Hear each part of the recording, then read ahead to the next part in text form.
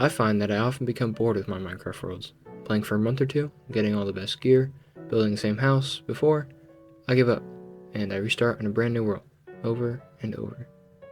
So, to try and solve this and challenge myself, I will be surviving an entire year on one Minecraft world, slowly updating the game as the year progresses.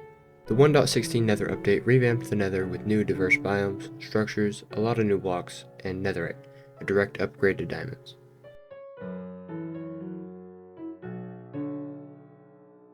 First, I named my armor pieces after some fans and then got all the enchantments I could in order to prepare for netherite. Then I decided to start off the month by just going off and exploring the new nether. I want to get my feet wet and just experience it. So I went through the portal into my nether base, which will soon be getting an upgrade this month, and I decided to go the opposite way of my nether highway, on foot.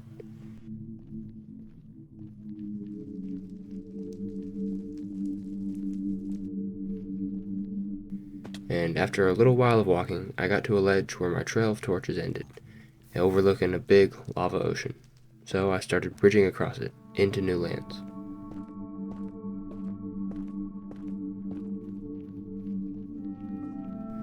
I saw my first signs of the update while I was bridging. There were a couple striders hanging out below me, and there were also a couple piglins across the way. Finally, after reaching the other side of the lava lake, I found my first new biomes. I stopped by the basalt delta to poke around and collect some new blocks, but this place really doesn't have that much to offer, so I headed over to the soul sand valley that was next to it. This place looks amazing. I love the Nether update. It's such a great concept with amazing execution. It's easily my favorite Minecraft update of recent years, if not ever.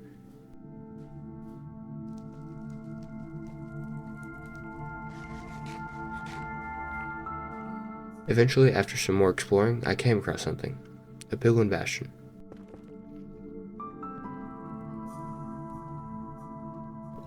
I made my way through it very carefully, like a rat in the walls, and after looting a couple chests, I got pig step and soul speed basically right off the rip, which is great. I was trying my best to be careful while I was exploring here, but as you can see, even if I was to get swarmed, my armor is so strong that I basically have nothing to worry about. Pro tip, by the way, these chiseled snap blocks all around the piglin bastion usually mean there's some gold blocks nearby, and if you're willing to do some digging, like I was, it'll lead you to quite a lot of gold blocks.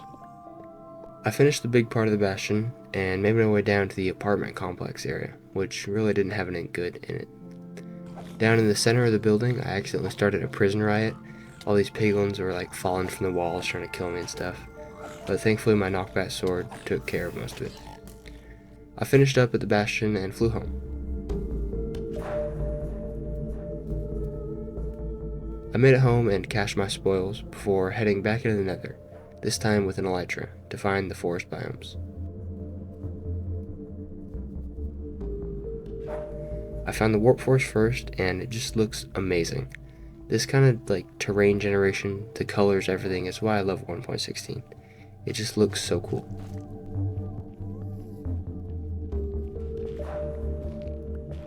I harvested a bunch of warped wood, trying to go for the super thick trees as much as I could, and after I was satisfied with the amount I had, I flew a little more until I found a crimson forest, which gave me an achievement. I had an encounter with a hogwin, but after taking care of that, I went back to harvesting trees, looking for the thick ones and also grabbing any shroom lights that I could reach. Finally, when I was done, I flew back home.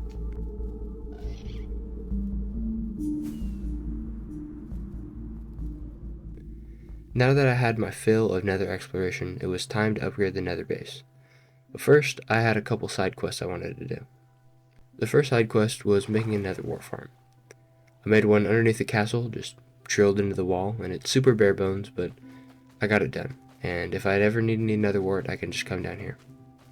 The other side quest I wanted was to convert this mushroom park I have, take all the grass and convert it into mycelium, since I got my hands on mycelium last month. It just required me to dig up all the grass and place it right back in the same shape as dirt, while I sprinkled some mycelium in here and there. Give it some time and it'll all grow in. I might even add some mushrooms here eventually, but who knows. Okay, now that the side quests are done, it's finally time to start on the new nether hub.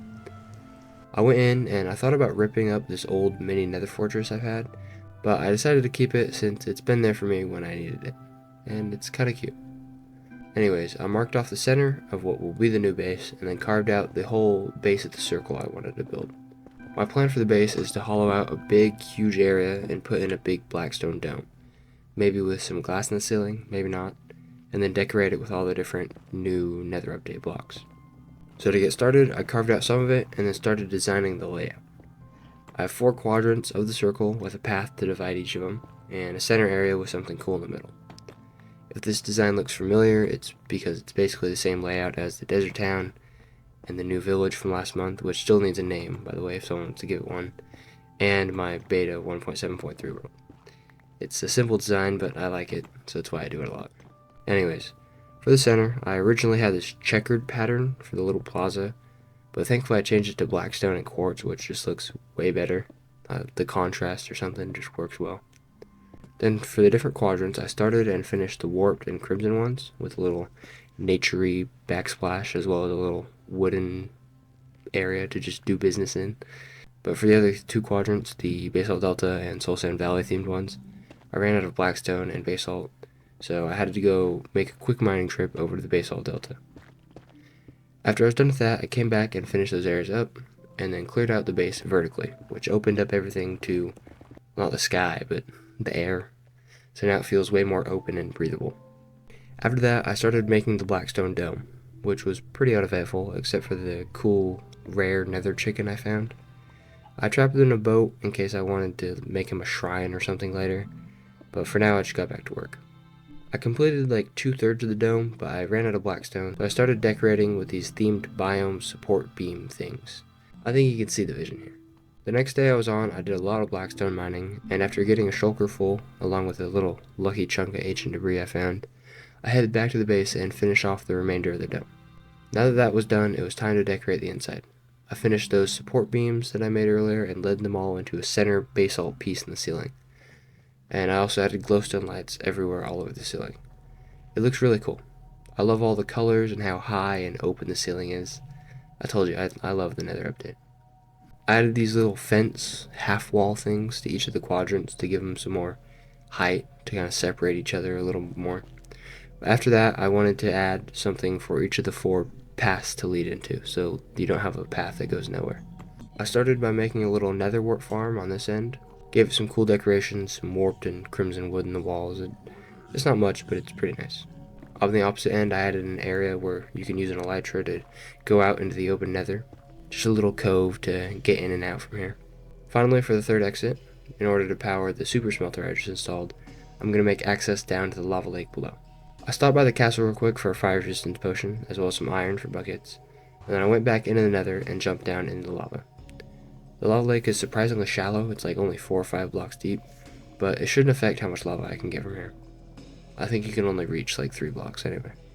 I made a little platform, added some windows to the tube where you get up and down, and also put in a slime block at the bottom to break my fall. And most importantly, added a dock where I can scoop up lava from. Eventually, if I want to, I could also turn this place into a strider dock. That's a project for later though. For now, I decorated the inside a little bit more, but then eventually I decided I was done. So I cleaned up my chest monster and took a second to admire the finished product. I like it. I headed back into the overworld to empty out my shulkers using the clean your room by shoving everything in the closet method. So I just shoved all my nether blocks in some random chests and didn't really bother to organize it. Then I put a bunch of netherrack in the castle furnaces to turn it into nether bricks, and grabbed myself a cookie for a job well done.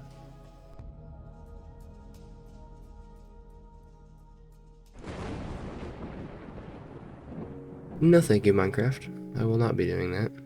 After finishing the Nether Hub, I didn't really have time to play very much until the end of the month, and by the time I got back on the world, I was in the Halloween spirit. First though, I had to heal my tools, but after that was done, I got all the stuff loaded up for the next build I have in mind. A spooky Halloween cathedral. Getting stuff ready took forever since I had a bunch of different ideas on things I wanted to add, but once I was finished, I took a little break to go on a very quick side quest. The side quest was to free that nether chicken I almost forgot about. I took him out of the boat and the wall, and then just leashed him to a fence inside the hub.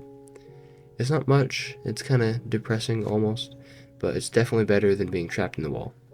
He's a little more free range now, even though he's tied up. Okay, now to actually get on with it, I'm going to build in that swamp over by the castle. It's really empty and could use a build, but more importantly, it'll be nice and spooky with the dark grass and everything. I got over there and set up the usual shulker box camp, and then started clearing out a place to build. Man, this place is ancient. I explored all these caves almost a year ago, and now they've just been sitting here, untouched. Kinda gives me an eerie, like almost lonely feeling. It's weird. So instead of thinking too hard about that, I just decided to cover up my past. And oh yeah, that is a good plot of land. Nice and flat. Perfect place to make a build. I started by making a gothic graveyard fence, and after debating on a couple of design choices, I decided that this one was the one I liked the most. It's not much yet, but it's a good start. The next day, I finished the graveyard. Very spooky. After that, I had to look up what a cathedral actually looks like so I know what I'm building, but then once I had something in mind, I made an outline for what I wanted. At first, I made the towers huge, but I made the wise choice to scale things down so I actually get it done in time.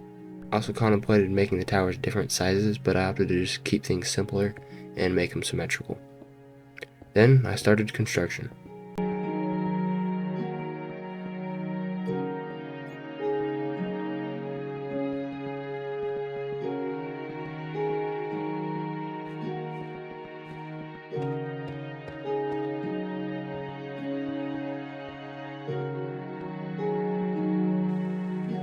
Good progress so far. Got most of the cathedral built up, got the roof done, added a cross to the front, decorated the inside with some thematic lighting.